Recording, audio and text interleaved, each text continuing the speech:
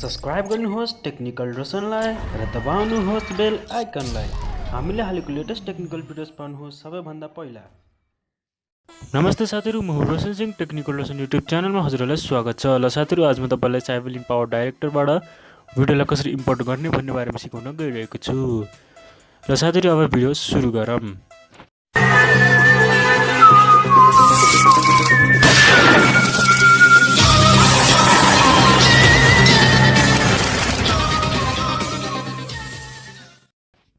साथीहरु, पहिला सुरु तपाईले आफ्नो मोबाइलमा भएको cyberlink पावर डाइरेक्टर ओपन गर्नुहोस्। त्यसपछि यहाँ हेर्न सक्नुहुन्छ create a new project to start editing भनेको चाहिँ यहाँ क्लिक गर्नुहोस् र यहाँ प्रोजेक्टको नाम लेख्नुहोस् र तपाईले यहाँ ल्यान्डस्केपमा गर्न सक्नुहुन्छ, पोर्ट्रेटमा पनि गर्न सक्नुहुन्छ। मलाई चाहिँ ल्यान्डस्केप सजिलो लाग्यो, ल्यान्डस्केप गर्न गइरहेको छु। अर्को भिडियो लेख्नुहोस् दिनमा पनि।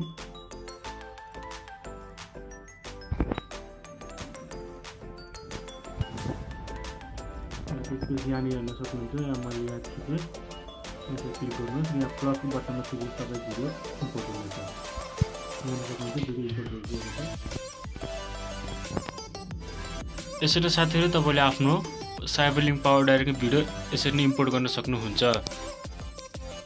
हस्त साथीहरु, आजले यति नै। यस्तै लेटेस्ट टेक्निकल भिडियोज लिएर म फेरि पनि आउने नै छु। बाइ बाइ, सी यू, जय नेपाल।